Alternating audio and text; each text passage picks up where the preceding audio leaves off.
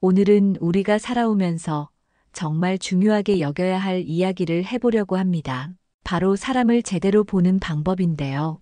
우리 나이가 되면 이제 웬만한 사람들은 다 겪어봤고, 좋은 사람도 만나봤고, 실망스러운 사람도 만나봤을 겁니다. 그런데 여전히 사람 보는 게 어렵다고 느끼실 때가 있으실 거예요. 저도 젊을 때는 사람을 겉모습이나 말로만 판단했습니다. 그 사람이 좋은 차를 타고 다니는지, 비싼 옷을 입는지, 말을 얼마나 잘하는지로 판단했죠.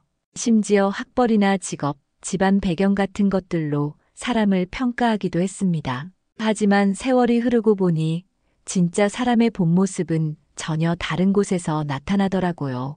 바로 돈을 쓸 때 말입니다. 옛 어른들이 그러셨잖아요. 돈 앞에서는 부모 자식도 없다고. 또 돈을 보면 사람이 보인다는 말도 있고요. 그만큼 돈이라는 건 사람의 본성을 가장 잘 드러내는 거울과 같습니다. 제가 70평생을 살아오면서 수많은 사람들을 만났는데 결국 그 사람의 진짜 모습은 돈을 대하는 태도에서 가장 정확하게 드러나더라고요. 오늘은 제가 살면서 깨달은 돈 쓸 때 봐야 할 4가지를 말씀드리려고 합니다. 첫 번째, 자기보다 약한 사람에게 돈을 어떻게 쓰는지 보세요.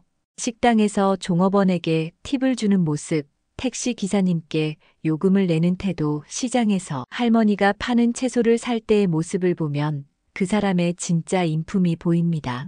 제가 아는 한 분은 겉으로는 정말 인자하고 좋은 분처럼 보였는데 식당에서 반찬이 조금만 늦게 나와도 종업원을 호통치고 택시비 1,000원 때문에 기사님과 언성을 높이더라고요. 아니, 이게 말이 돼요? 여기서 거기까지 왜 10,000원이나 받아요? 하면서 말이죠. 그런데 그분이 자기보다 높은 사람 만날 때는 어떤지 아세요? 굽실굽실 허리를 굽히면서 아부를 하더라고요. 반대로 어떤 분은 평소에는 무뚝뚝해 보여도 시장 할머니께 거스름돈은 됐어요. 할머니 커피라도 한 잔 드세요라고 하는 걸 봤습니다. 또 제가 감동받았던 한 분은 폐지 줍는 할아버지를 만나면 항상 할아버지, 이거 제가 모아둔 건데 가져가세요라고 하면서 미리 준비해둔 박스를 드리더라고요. 그것도 할아버지 자존심 상하지 않게 제가 버리려던 건데 할아버지가 가져가시면 저도 좋죠라고 하면서요. 이런 작은 모습에서 진짜 사람됨이 나타나는 거죠. 우리가 나이를 먹으면서 배운 게 있다면 힘없는 사람에게 함부로 대하는 사람은 결국 자기보다 힘 있는 사람 앞에서는 비굴해진다는 겁니다. 그리고 그런 사람은 당신이 어려움에 처했을 때도 절대 도와주지 않습니다. 왜냐하면 그 사람에게는 이익과 손해만 있지 진정한 인간관계는 없기 때문이죠. 두 번째, 어려운 사람을 도울 때 어떻게 도와주는지 보세요. 돈으로 남을 돕는 것 자체는 좋은 일입니다. 하지만 어떻게 돕느냐가 중요해요. 어떤 사람은 1,000원을 주면서도 이거 받아 하면서 조용히 주지만 어떤 사람은 10,000원을 주면서도 온 동네방네 떠들어댑니다. 내가 저 사람 도와줬어. 내가 아니었으면 어쩔 뻔했어. 이런 식으로요.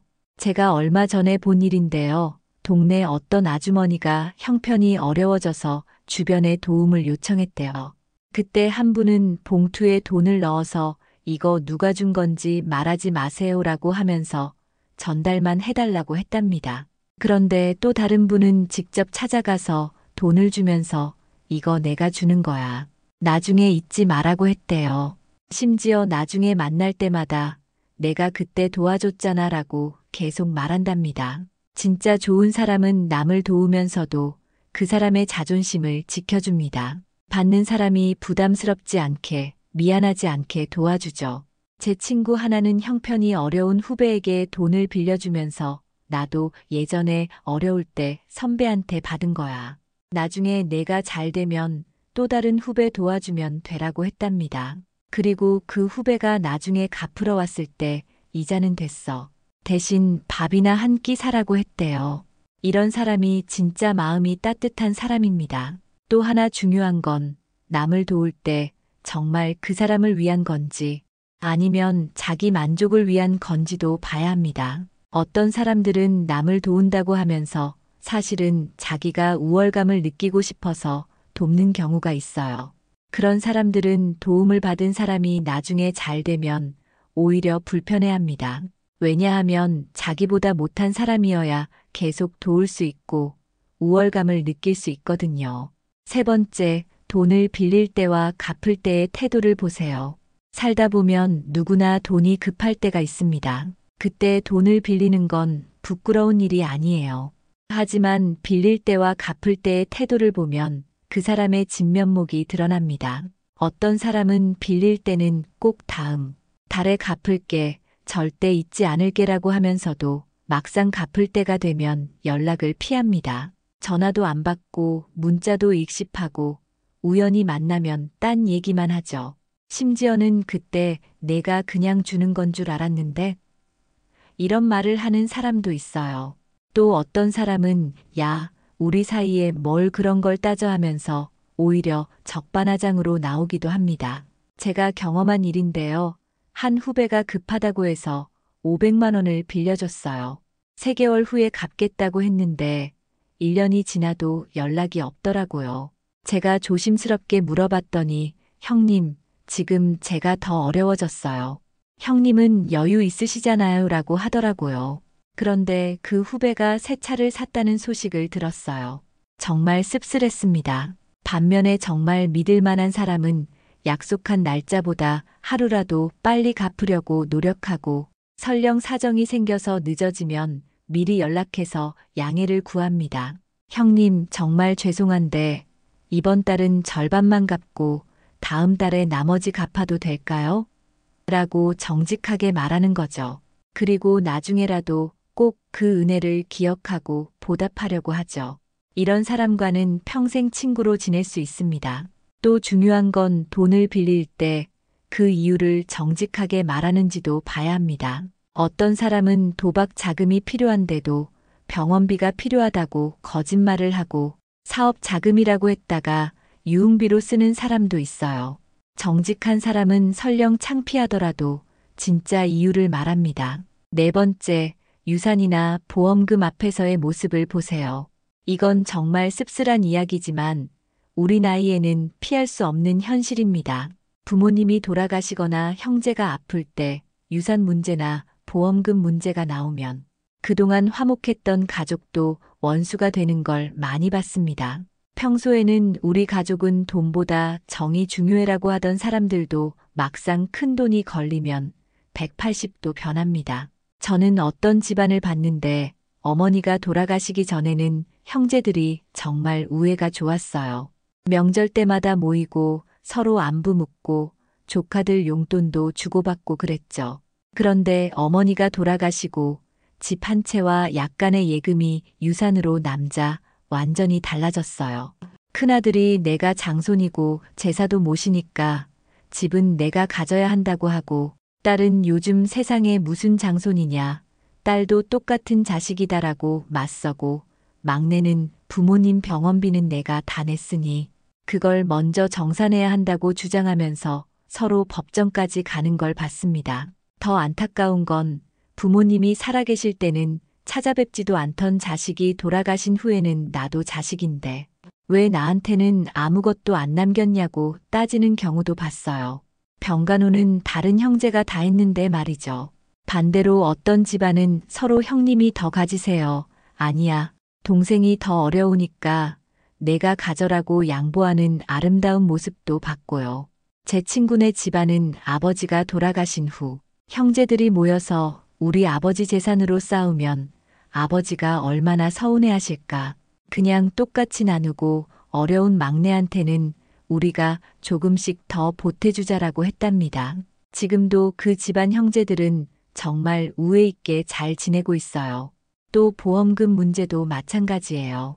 가장이 갑자기 사고로 세상을 떠나면 그 보험금을 누가 받느냐로 시부모와 며느리가 싸우는 경우도 있고 형제들끼리 내가 더 가까운 사이였다면서 다투는 경우도 봤습니다. 여러분, 우리가 이 나이가 되어서 깨달은 게 있다면 돈은 결국 쓰고 가는 거라는 겁니다. 아무리 많이 모아도 저승에는 한 푼도 못 가져가잖아요. 하지만 사람과의 관계, 그 신뢰와 정은 우리가 이 세상을 떠날 때까지, 아니 떠난 후에도 남는 거예요. 그 사람 참 좋은 사람이었어라는 기억으로 남는 거죠. 돈 때문에 가족과 원수가 되고 친구와 절교하는 건 정말 어리석은 일입니다. 제가 오늘 이런 이야기를 하는 이유는 우리가 남은 인생을 살면서 정말 좋은 사람들과 함께 하시길 바라기 때문입니다. 겉모습에 속지 마시고 말에 속지 마시고 돈 쓰는 모습을 유심히 보세요. 그러면 그 사람의 진짜 모습이 보일 겁니다. 그리고 우리 자신도 돌아봅시다. 나는 과연 돈 앞에서 떳떳한가? 내가 약한 사람에게 함부로 대하지는 않았는가? 남을 도우면서 은혜를 베풀었다고 자랑하지는 않았는가? 빌린 돈을 제때 갚았는가? 가족과 돈 문제로 다툰 적은 없는가? 이런 것들을 생각해 보면서 우리도 더 나은 사람이 되도록 노력합시다. 특히 우리가 이제 재산을 정리할 나이가 되어 가는데 자식들에게 돈보다 더 중요한 가치를 가르쳐 주는 것도 중요합니다. 유산을 놓고 싸우지 말고 서로 양보하고 아끼라고, 돈보다 형제자매 간의 정이 더 소중하다고 미리미리 이야기해 두시는 것도 좋을 것 같습니다. 마지막으로 한 가지만 더 말씀드리자면 정말 좋은 사람은 돈이 없을 때나 있을 때나 한결같은 사람입니다. 돈이 생겼다고 갑자기 오만해지거나 돈이 없다고 비굴해지지 않는 사람. 그런 사람이야말로 진정한 친구이고 진정한 가족입니다. 또한 돈을 쓸 때도 감사하는 마음을 잊지 않는 사람, 돈을 받을 때도 겸손한 사람, 그런 사람과 함께하면 마음이 편안합니다. 돈이 있어도 늘 이것도 복이야, 감사한 일이야 라고 생각하는 사람, 그런 사람이 진짜 부자입니다. 여러분, 우리에게 남은 시간이 얼마나 될지는 아무도 모릅니다. 하지만 그 시간을 좋은 사람들과 함께 보낼 수 있다면 그것만큼 행복한 일도 없을 거예요. 진짜 좋은 사람을 알아보는 눈을 기르시고 또 우리 자신도 다른 사람에게 좋은 사람으로 기억되도록 노력합시다. 오늘 제가 드린 말씀이 여러분께 조금이나마 도움이 되었으면 좋겠습니다. 늘 건강하시고 좋은 사람들과 행복한 시간 보내시길 바랍니다. 감사합니다.